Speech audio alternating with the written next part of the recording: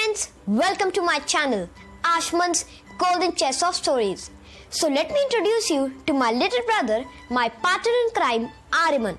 Aru, say hi to all. Hi! It's winters, the best time of the year. It's Christmas time.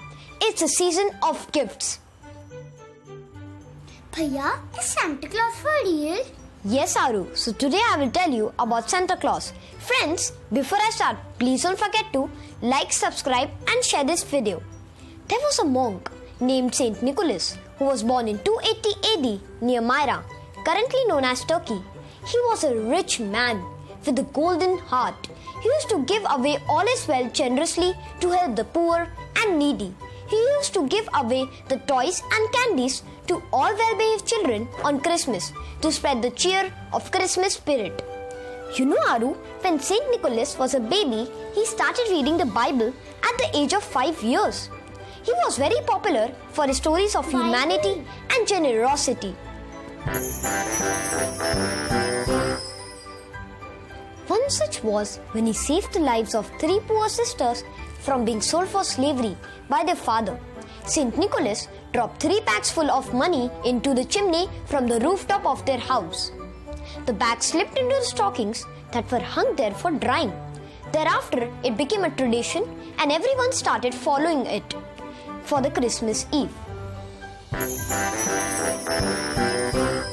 This became a tradition to hang stockings near the chimney for gifts on the Christmas Eve. You know, Aru, it is believed that when Saint Nicholas died, people saw him surrounded by the angels who guided his way to the heaven. Even after he passed away, people continued giving away gifts on Christmas to spread love and cheer. This practice slowly and gradually spread it across the globe and we got our Santa Claus. It is said that Santa lives in the North Pole and his sleigh is ridden by him, that is pulled by the reindeers. Aru, do you know the name of his favorite reindeer? Is it Rudolph? That's right, Aru. Rudolph was his favorite reindeer with a red shiny nose.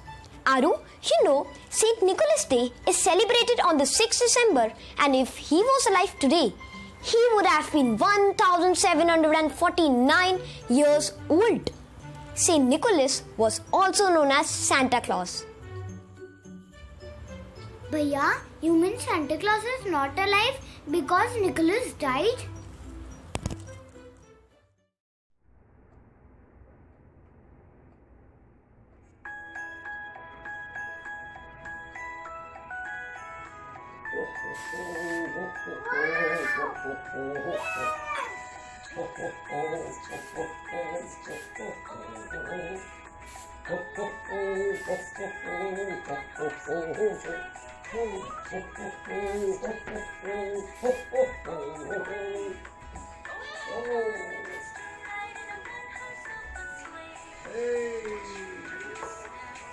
Merry Christmas, kids! Merry Christmas, Santa!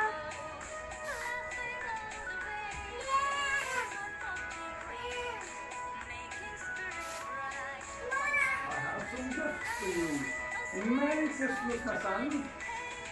And to the younger one, he's the naughty one.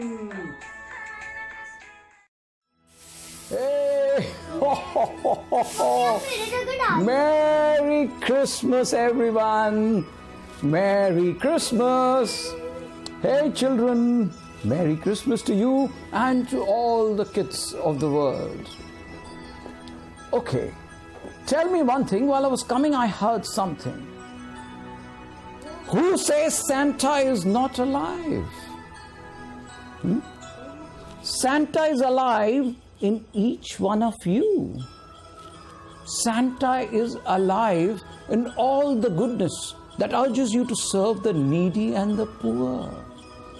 Santa is alive in the hearts of all those who are generous, virtuous, caring, kind, lovable to the people around them.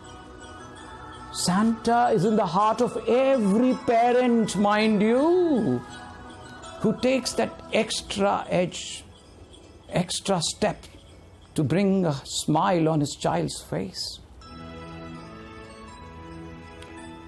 Christmas marks the birthday of Lord Jesus. And today, I'm going to narrate to you a beautiful story. Papa Panov's Special Christmas by Leo Tolstoy. It was Christmas Eve, and although it was still afternoon, the lights had begun to appear in the shops and houses of the little Russian village. For the short winter day was nearly over. Old Papa Panov, the village shoemaker, went outside the shop to take one last round. The sounds of happiness, the bright lights, and the smell of the fresh Christmas cakes reminded him of the past Christmas time when his wife was alive and when his children were young. Now they were all not living with him. Though Papa Panov had a very cheerful disposition, but today he was very sad. So he took some long steps and went inside his house, and he put up the shutters and put up a pot of hot coffee on the stove, and then finally settled in his armchair. Papa Panov usually did not read, but today he took out his old family Bible and began to read the Christmas story again. He read how Mary and Joseph, tired in their journey to Bethlehem, could not find a room at the inn for themselves. And then Mary had to give birth to little Jesus in a cow shed. Oh dear, Papa Panov exclaimed, I wish they had come to me, and I would have given them my bed, and I would have given the baby my warm quilt. Papa Panov also read that there were few wise men who came to meet baby Jesus and gave him splendid gifts. But Papa Panov became sad because he had nothing to give to baby Jesus. But suddenly his face brightened up, and he looked at the old dusty box at his wooden shelf, and he just picked it up and opened it. And what he sees? A nice tiny pair of leather shoes. And his face brightened with a lot of satisfaction because he knew that this was the best pair he had ever made. Well, he just kept it aside and was feeling very good, and then settled back again in his armchair. He was already very tired and sleepy and did not take much time to fall asleep. The minute he fell asleep, he saw a dream. And you know, kids, who came in the dream? It was Jesus. Jesus? Yes. You were wishing to meet me, Papa Panov? The voice said kindly. So look for me tomorrow. So tomorrow will be Christmas, and I will come to you visiting. But you will have to be careful because I am not going to tell you who I am. Now, next morning, Papa Panov got up from his sleep.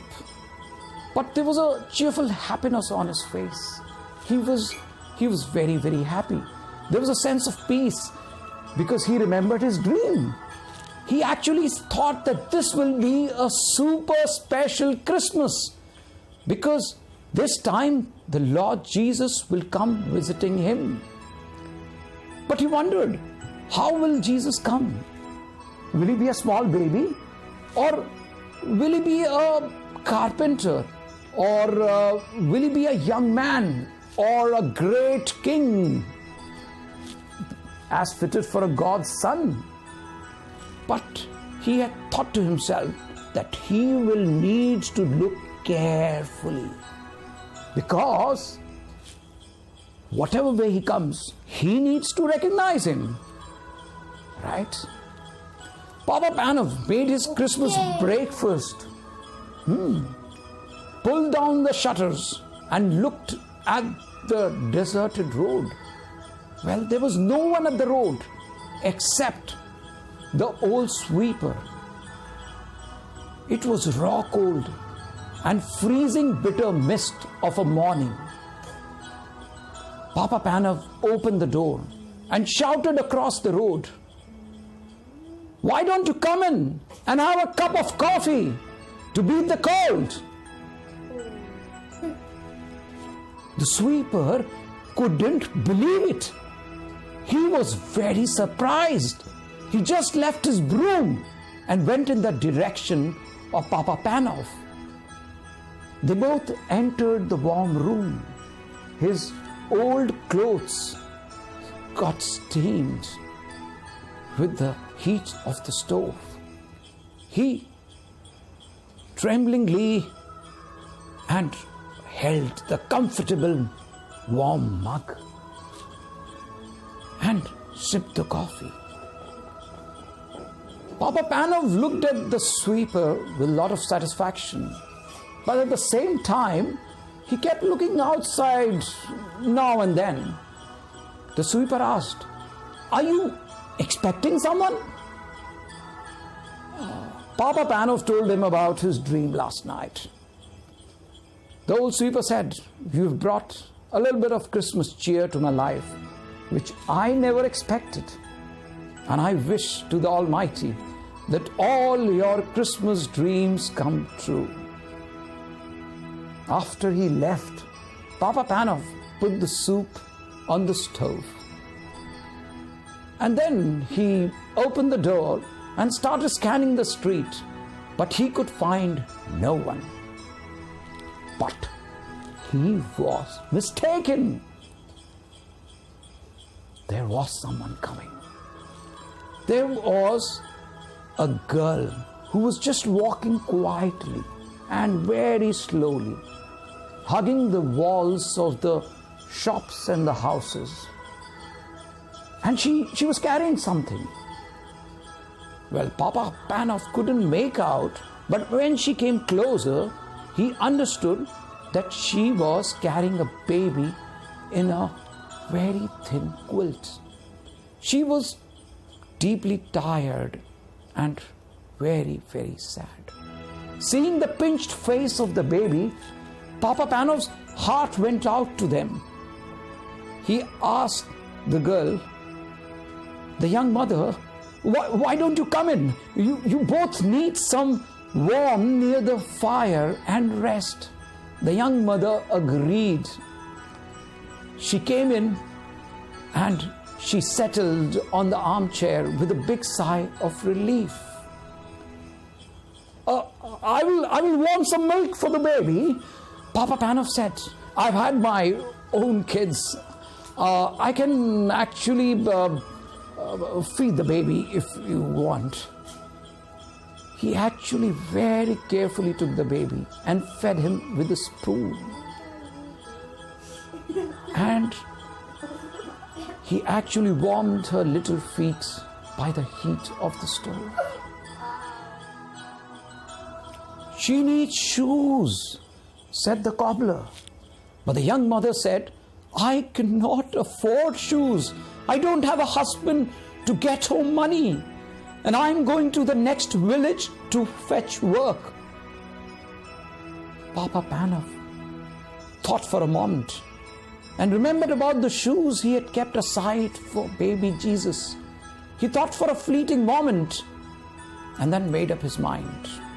He gave both the shoes and the baby to the mother and asked her to make her wear them. The tiny leather shoe was a perfect fit. The mother smiled happily, and the baby gurgled with pleasure. And while she was leaving, she said, "You've done so much for us. I wish that all your Christmas dreams come true." Well, Papa Panov felt that maybe he has missed his special visitor. So he went out to look for him. Well, there were a lot of faces, the familiar ones, but all of them nodded and greeted him Merry Christmas. But none of them were the one he was searching for. Then he saw some few beggars who just came there, and he hurriedly took them in and fed them with hot soup and bread, and then hurriedly came out so that he doesn't miss his most important visitor. And now, then he went inside and he came back again to see the streets and scanning them all over. Now he was a little worried. He still, there was no sign of anyone there. Papa Panov was disappointed now. He was thinking to himself, but now with firm steps he went inside his house and settled on his long armchair and told himself, well, it was just a dream. A dream is after all a dream. Jesus did not come. Well, then suddenly Papa Panov felt that he was not alone in the room. It could not be a dream because he was wide awake. And then he saw glimpses and images of the wide array of people who has visited him today. He saw the old sweeper. He saw the little baby. He saw the young mother. He saw the beggars. And all whispered to him, "Didn't you see me, Papa Panov?" Who are you? He said, bewildered. And then he heard a familiar voice. A voice he had heard in his dreams. The voice of Jesus. I was hungry and you fed me. I was naked and you clothed me. I was cold and you warmed me. I came to you today and all those people whom you treated with a lot of kindness and warmth, and you welcomed them with open arms. There was a total silence in the room. Only sound which was heard was the big clock ticking. For a moment, Papa Panov was so overwhelmed that he couldn't utter a word. Before he actually broke out in a song and a dance. And he was so overwhelmed that Jesus actually came. After all, he actually came. That's what all he could say. So, my dear children, the moral of the story is God is everywhere. In every soul. If you are generous, kind, affectionate, virtuous towards people around you, God is with you. And remember, you must always obey your parents. So, I hope you liked my story, children. Merry Christmas to you both, and a Merry Christmas to all the children of the world.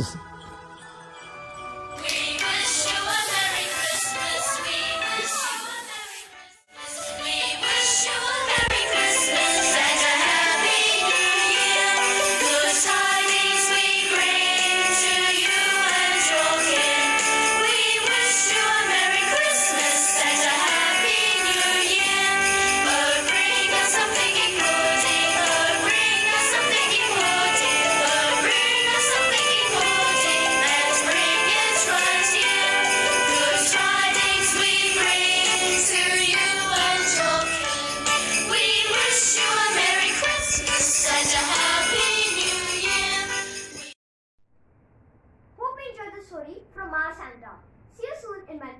episode with another exciting story from my golden cat. Till then, keep well and keep safe. This is me, Aashish Garg, signing off.